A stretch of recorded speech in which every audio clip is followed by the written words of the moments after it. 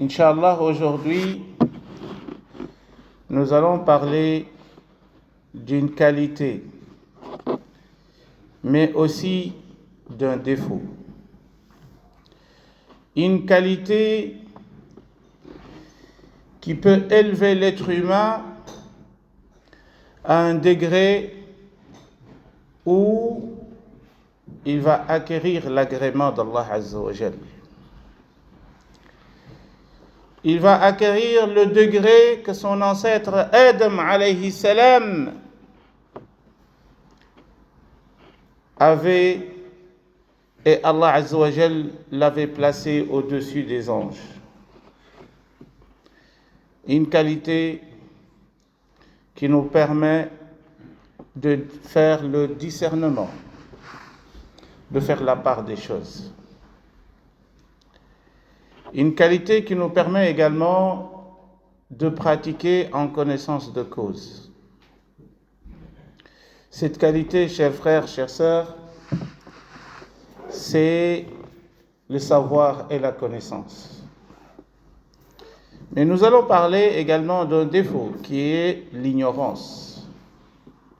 Qui parle de savoir, parle forcément de l'ignorance.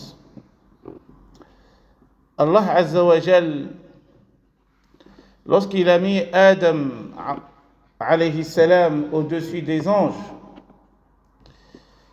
c'est parce que Allah Azza wa Jal lui a donné la connaissance, le savoir. وَعَلَّمَ آدَمَ الْأَسْمَاءَ كُلَّهَا. Allah a enseigné à Adam les noms ou le nom de toutes choses. Un jour, pour vous donner un aperçu de l'importance de la connaissance au-delà du Coran et des paroles du prophète alayhi salatu wassalam, un des pieux prédécesseurs qui s'appelle Kathir ibn Qais. Kathir ibn Qais. C'est lui qui raconte un récit extrêmement important. Il était assis dans la mosquée de Damas, Dimashq,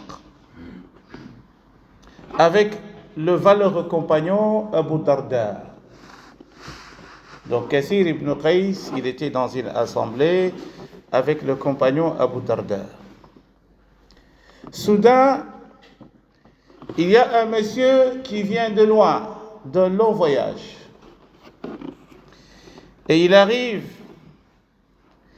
il dit à Abu Darda, je suis venu de la cité du prophète alayhi salatu wassalam, à savoir Médine.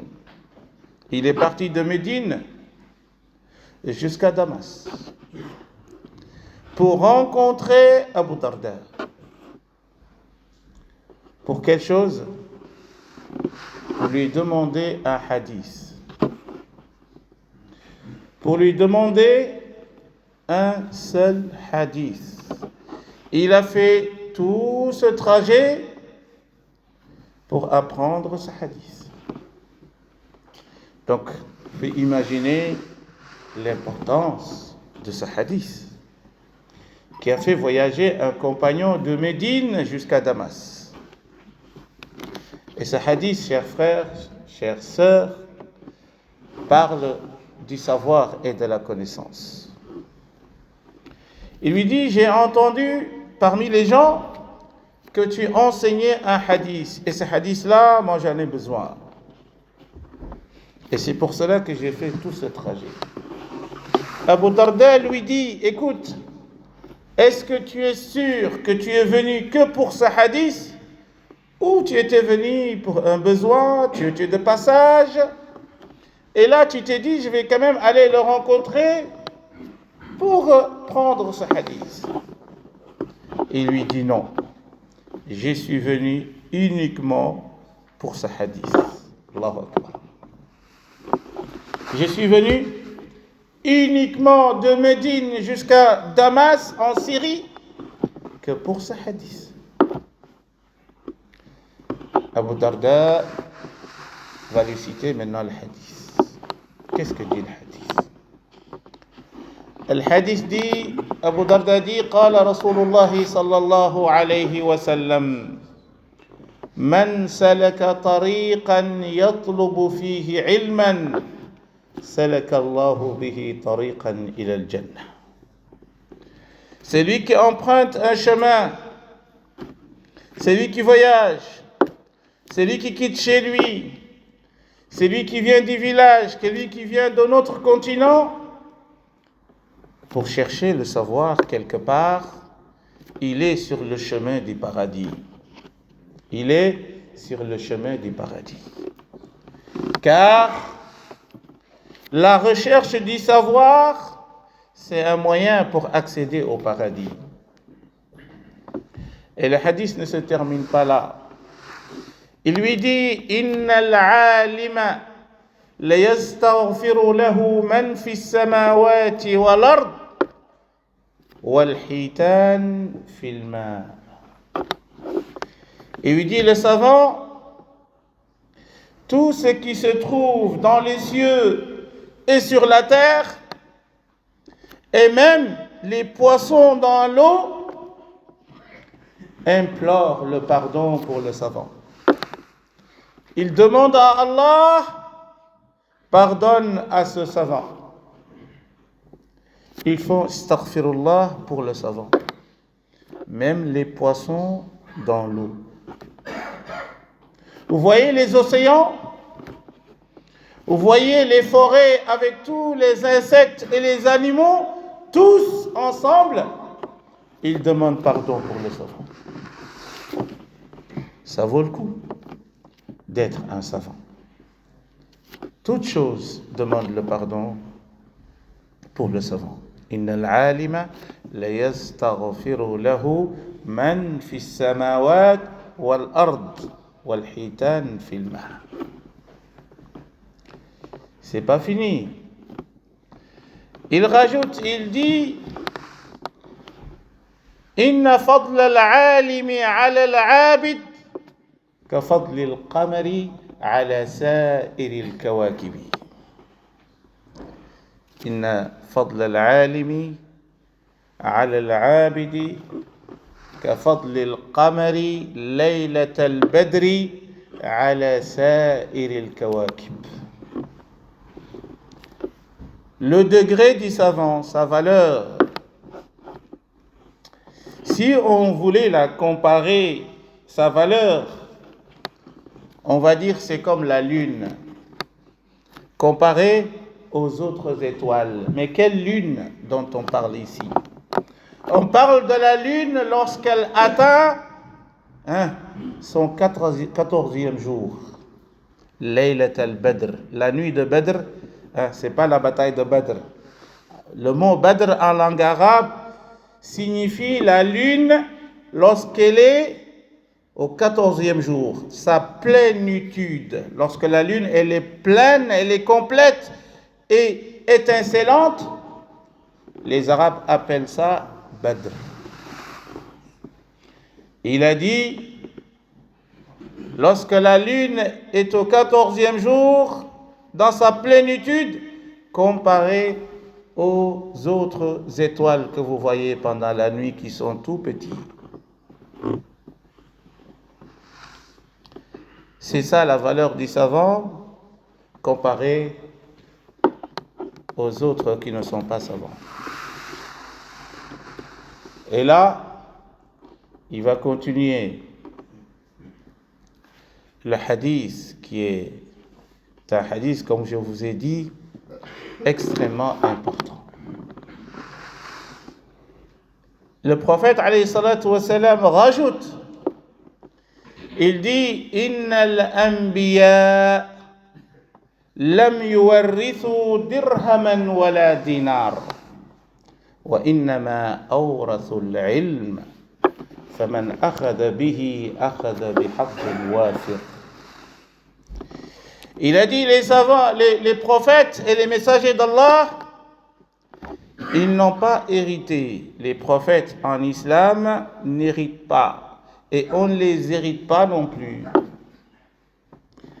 Lorsque le prophète alayhi salatu wa salam est décédé, Il y avait Fatima, sa fille, qui était encore vivante, mais elle n'a rien hérité du prophète alayhi salatu wassalam.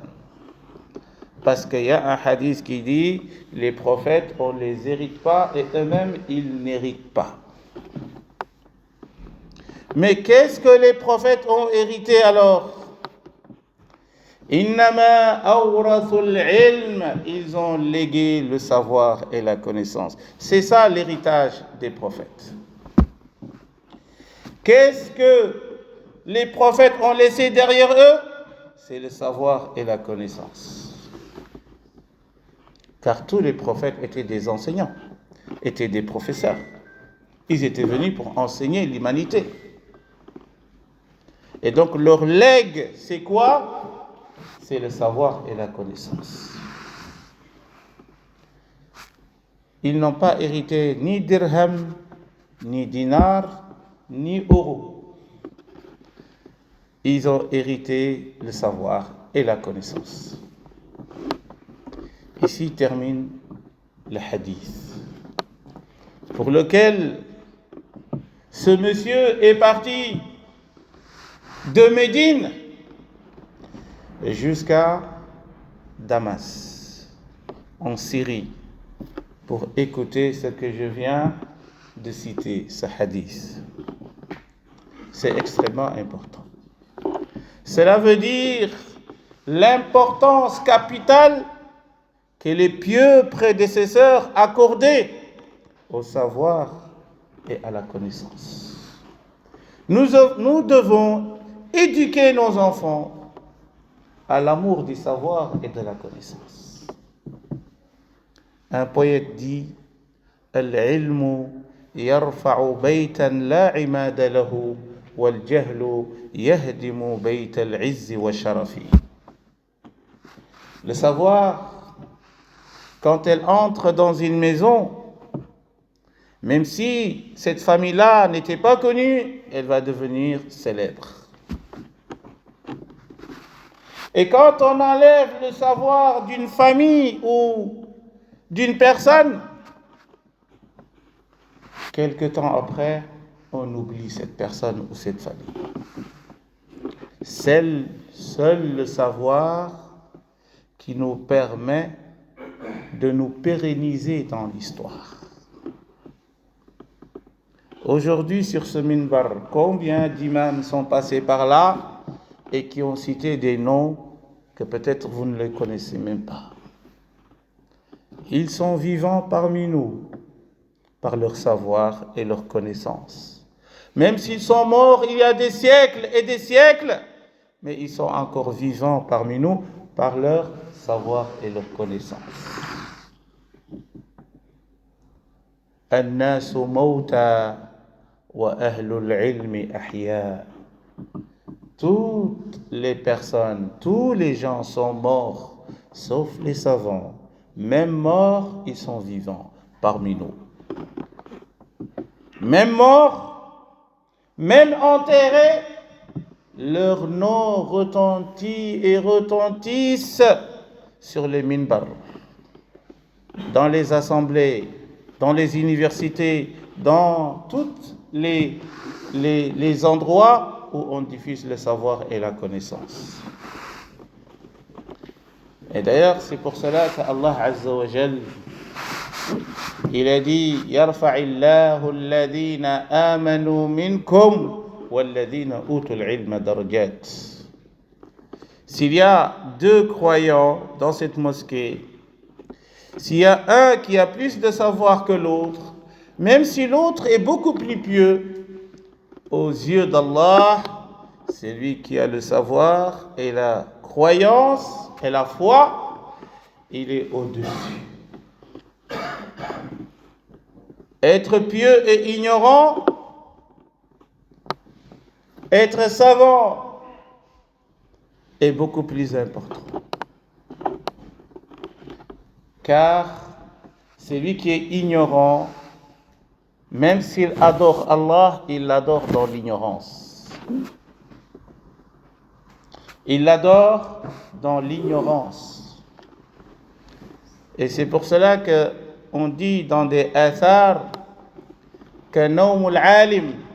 Lorsque le savant dort, il a plus de récompense que l'ignorant qui se lève la nuit et il prie, il fait qiyam layl, il fait la prière nocturne. Et le savant, lui, il dort, mais lui, il a plus de récompense. Parce qu'il dort pas pour dormir, il se dort pour recharger ses batteries. C'est comme le téléphone, lorsque la batterie est plate, vous êtes en train de la recharger, c'est pour mieux fonctionner.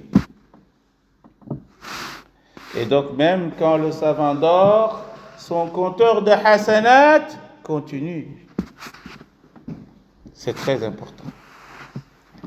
Et c'est pour cela que Moussa alayhi salam, lui aussi, il a fait un long voyage. Moussa, le prophète Moussa alayhi salam, il a fait un long voyage, pourquoi? Pour le savoir et la connaissance. Pourtant, il est prophète, il est messager. Il fait partie des 5 prophètes les plus importants. Wa minka wa min Nuhin wa Ibrahim wa Moussa wa Isa. C'est ce qu'on appelle Ulul Azm, les 5 prophètes déterminés. Ulul Azm. Pourtant, il est allé sur les traces de quelqu'un qui n'est même pas prophète pour apprendre de lui. Car Moussa, un jour de vendredi, comme aujourd'hui, il était assis. Il donnait une conférence. Tout le monde pleurait.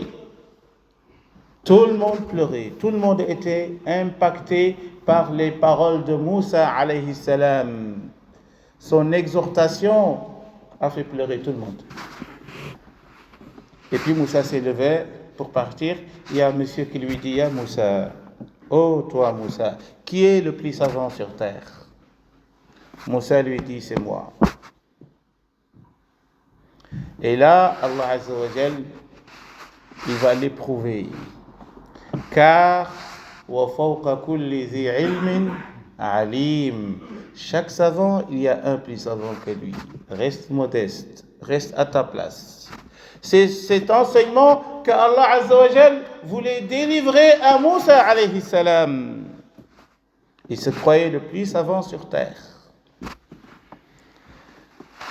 Et donc, Allah Azza wa Jal lui dit: il y a un monsieur plus savant que toi. Il lui dit: où je peux le trouver? Il lui dit: dans un endroit qui s'appelle Majma'ul Bahrain. Si tu vas là-bas, tu prends un poisson avec toi et tu vas vers cette direction. Lorsque tu perds le poisson, c'est là où tu vas rencontrer ce monsieur qui va t'enseigner. Moussa est parti avec un jeune garçon. C'est ce que le Coran appelle Fatah, le jeune garçon. Arrivé là, il va rencontrer Al-Khadir. C'est l'histoire que vous connaissez dans Surat Al-Kahf. Je ne vais pas y revenir aujourd'hui. Ce qui est important, c'est que Moussa, il est parti un long voyage à la recherche du savoir et de la connaissance. Et il est devenu disciple. Il est devenu un étudiant devant un monsieur qui n'est même pas prophète ni messager. Et donc c'est important. Les savants catégorisent les hommes. Il y a 4 catégories d'hommes. Et je suis sûr que vous avez rencontré peut-être les 4 ou les 3 dans votre vie. La première personne ou la première catégorie, c'est laquelle? Rajulun, un homme. Yadri wa yadri bi annahu yadri. C'est le monsieur ou madame qui a étudié, qui sait. Mais il sait qu'il sait. Rajulun yadri wa yadri bi annahu yadri. Ça, c'est le savant.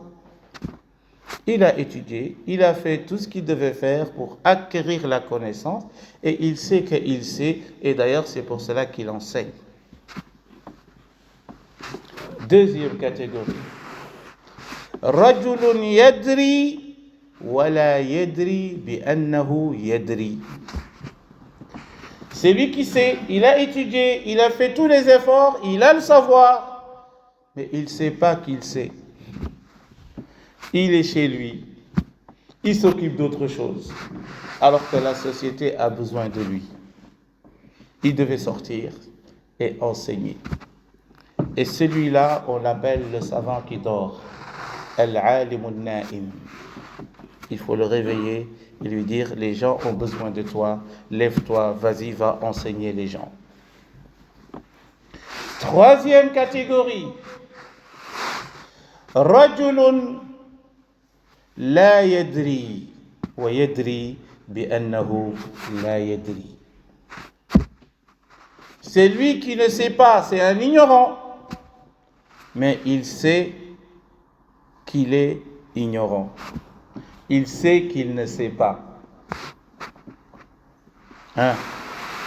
Lui, il doit aller étudier. Il est ignorant, mais il est conscient qu'il est ignorant. Et donc, il doit aller étudier. La quatrième catégorie.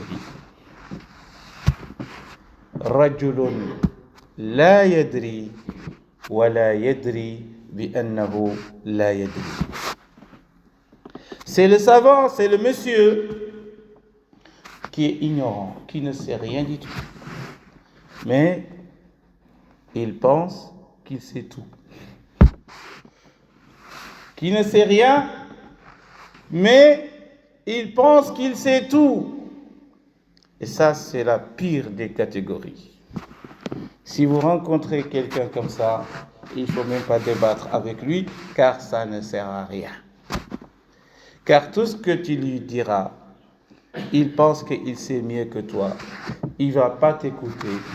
Et toujours, il va essayer de te convaincre avec des arguments, pardonnez-moi, bidons. Et pour lui, il est en train d'argumenter, car il n'a pas le savoir, il n'a pas la connaissance. Qu'Allah nous en préserve. Qu'Allah nous en préserve. Qu'Allah nous donne une science utile. Une science qui nous permet d'adorer Allah. Une science qui nous permet de nous guider sur le meilleur des chemins. Une science qui nous éclaire. Une science qui purifie nos cœurs. Car toute science qui ne vous conduit pas vers Allah, c'est une forme d'ignorance. C'est une forme d'ignorance. Al-ilm, in lam yufdi shakhsan ila al-huda, fa innahu yajurruhu ila al-rada. La science, si elle ne te conduit pas vers la droiture, elle va te conduire vers la perdition et l'égarement. Al-ilm, le savoir, ce n'est pas la récitation des textes. La science, c'est une lumière. La science, c'est une éthique intérieure. La science, c'est une transformation intérieure. C'est la science qui nous transforme. La science qui nous permet d'être corrects et justes dans la société. Si on a tout le savoir du monde, on n'est pas juste et correct. Éthiquement, on n'est pas correct. On est ignorant. Innama yakhsha Allah min ibadihi al-ulama. Ceux qui craignent véritablement Allah, ce sont les savants. Donc le savoir, c'est le savoir qui conduit vers Allah. Al-ilmu la bi kathrati al-riwaya. بل إنه نور مع الدراية فاقصد به وجه الجليل يا فتى تجد جزاءك نعيما ثبتا إن الذي لم يخش رب العالمين ليس بعالم ولو أفنى الفنون. الله أكبر. La science, c'est pas l'érudition. Quelqu'un qui est sur le minbar, il parle, tout le monde dit « Masha'Allah, c'est un savant ». Mais quand tu le vois dans l'acte, dans les actions, dans son œuvre, vous dites « Fou ». Vous dites « C'est pas celui que j'entendais tout à l'heure ». Car il ne faut pas confondre l'érudition et être savant. Être savant, ça doit refléter sur notre comportement, ça doit refléter sur notre éthique, ça doit refléter sur tout ce qu'on fait dans la vie. Un mot avant de terminer. La période avant l'islam s'appelait comment? Al-Jahiliya, la période de l'ignorance. C'est pas parce qu'il y avait que des ignorants, c'est parce que les actes commis, les actes perpétrés, ce sont des actes d'ignorance.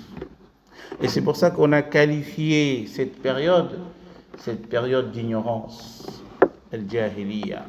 Les Arabes considèrent que tout acte qui n'est pas éthique est un acte d'ignorance. C'est ce que le poète dit, Amr ibn Kulthum, lorsqu'il dit Ala la yajhalanna ahadun alayna fanajhala fawqa jahli al-jahilina. Le mot ignorance, ça se reflète dans nos actes.